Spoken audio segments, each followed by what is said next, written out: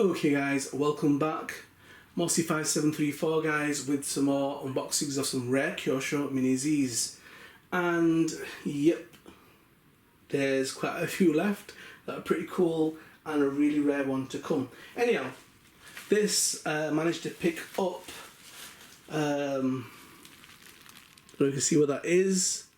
That's a BMW M3. These have become a little bit hard to get hold of now.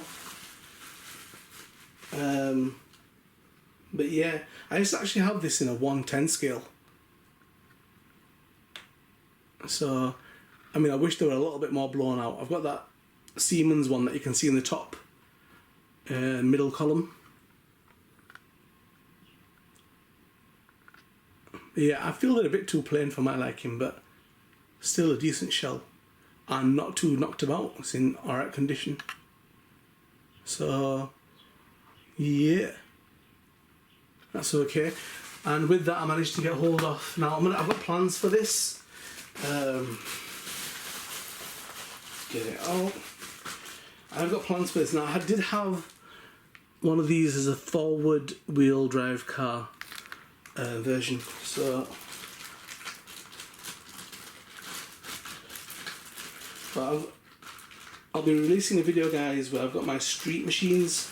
Basically is Mini Zs that I've kitted out. Okay, so this one I've got plans for. I'm going to be carbon fibering. It's quite a thin shell, that, quite weak. Anyhow, with the carbon fibre, the roof, bonnet, and maybe parts of the sides. Put decals on. I might. No, I think the spoiler should be okay. Might put a few decals on it, but yeah, apart from that, so that's going to be part of my street collection, which is a video that I've made, haven't released yet, and it's got about 4 Mini Zs that I've kitted out for street racing. So that will be part of that, and you can see it when I do street drag racing videos. You can see it on there. I'm pretty happy about them two shells because they're both in good condition, and yeah, they're going to look awesome. I would like to kit them out a little bit more than what they are, but for the way they are at the moment, pretty happy with that. Got a good deal, and yep. So check them out. They shall be in the street vids, street racing vids that I do. You'll see them coming up as well, guys. So check them out on the display stand. I'll get some chassis underneath them, and yeah, get subscribed, get notified, and be ready. Cause yep, there is gonna be some crazy. I'm not saying the car's crazy, but it's rare. So be ready for that, guys. And that could be the next video. So stay tuned for that. Check them out on the display stand. Okay guys, and here's another Route 246 body shell, and this one is the BMW M3 GTR 24-hour Daytona 2004 number 21. So I think this one has the 24-hour Daytona 2004 number 21. This is Prototype Technology Group. It's got a list of the drivers. This was first created in 2010. It's a 98mm wheelbase car with a mid-motor engine. The front are narrow and the rears are wide but with no offset. The front have got no offset either.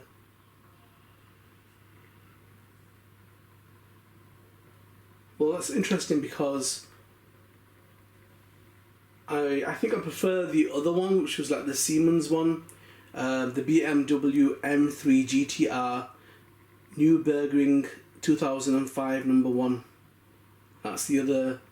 So it looks like they made specific cars for specific raceways, and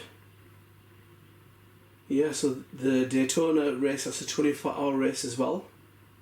And it was known as the Rolex 24-hour Daytona because they were sponsored by them.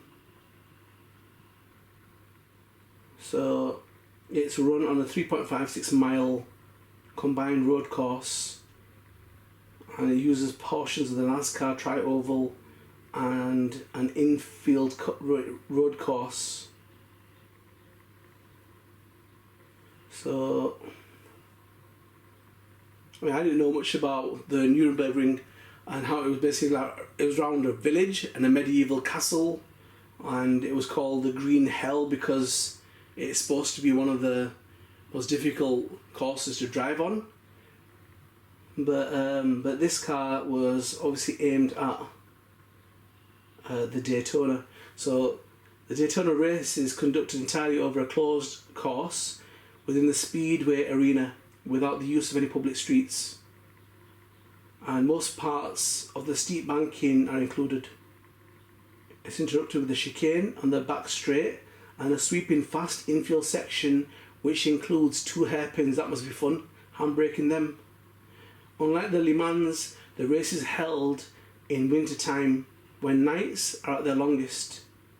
There are lights installed around the circuit for night racing, although the infield section is still not as well lit as the main oval. So they put the stadium lights on basically to about 20% when they're going to be racing. And there's brighter lights around the pits and the street lights around the circuit. Okay, so again, there's not too much information in the actual car itself, but more what the car was designed to do and where it was designed to race.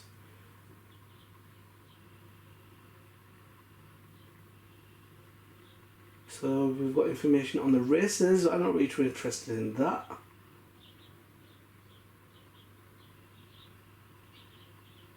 So Justin Marks won the races. I'm not really that interested in the races, guys. I don't know if you guys are. I am not. I would like some information on the car.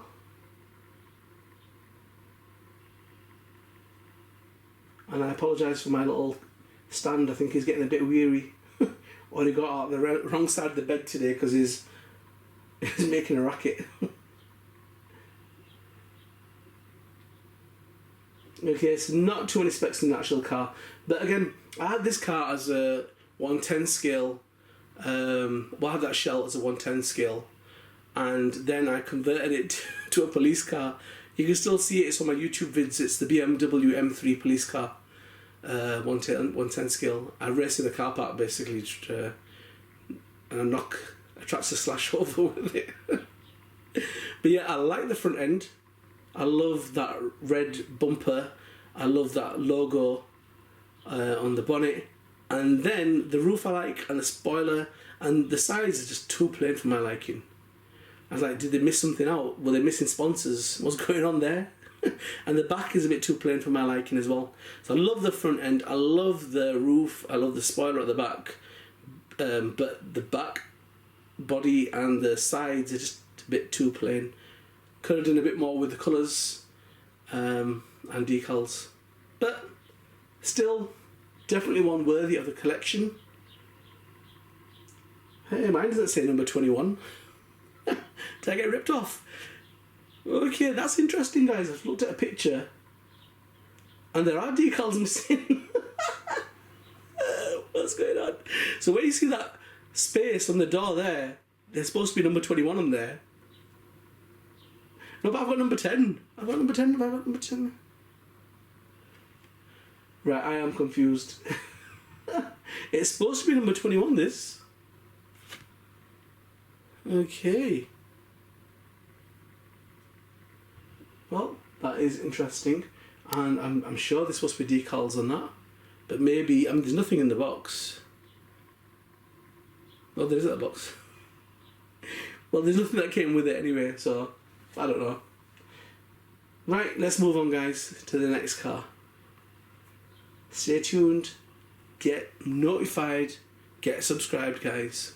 Crazy stuff to come. Okay, guys, so here we've got the Honda Civic Type R, and this is in flame red. I do like that, it's pretty nice, and I am hoping to mod that out in some pretty cool ways. Definitely the wheels, I definitely want to have some deep dish wheels on the rear on that. I know it comes with a narrow front and back, but I'm going to change it around a little bit. Carbon fibre definitely on there.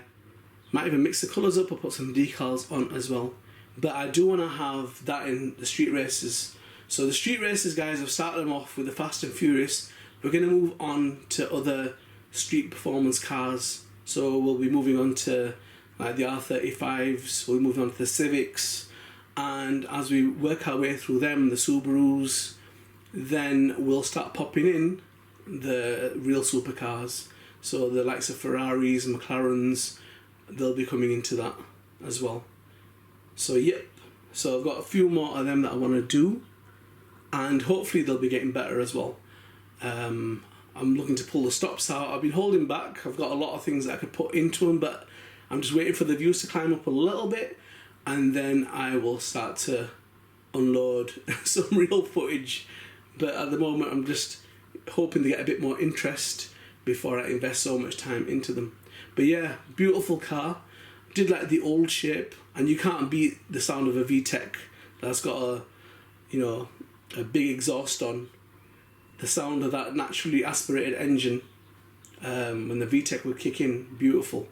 And as I say, people have turboed their VTEC, which was unheard of, and people thought it was really dangerous, but it's been done.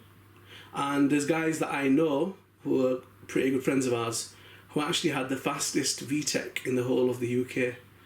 I think their record's been beaten now, but I'm talking about 7-8 years ago. They had the fastest one. So they'd go to Santa Pod, which is like a raceway where you can do the quarter mile, and theirs was just hitting 11 seconds. So for a naturally aspirated car, you know, without turbo, and it was a 1600cc engine, but yeah, it was fast. That was so refined. You couldn't feel the gear change. It was just shocking. You'd be up to 100 mile an hour before you even know it. So yep, little beasts. And as we know, these cars, they're future-proof, man.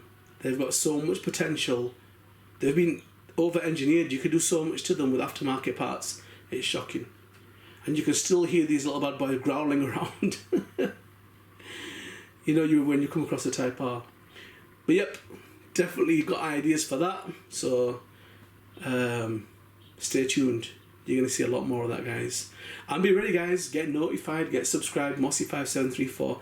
There's a whole heap of cool stuff to come in this series and more, guys.